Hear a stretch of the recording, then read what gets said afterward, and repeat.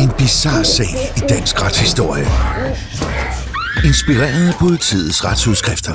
Wo ist Tina?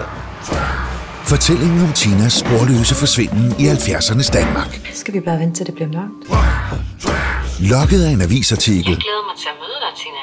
Du lyder til at være den helt rigtige pige. Kidnappes hun til Hamburg og hvirvles ind i en underverden af vold og fortræd. Du bist bereit. Selv politiets beskyttelse er et skalkeskjul. Police, bring her to me. Dette er også historien om det danske politis kamp.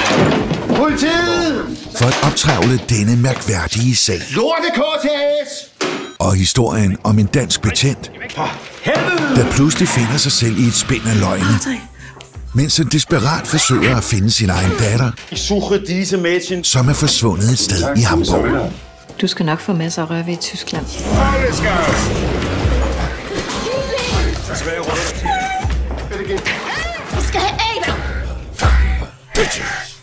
Det var godt. Hvid slavehandel.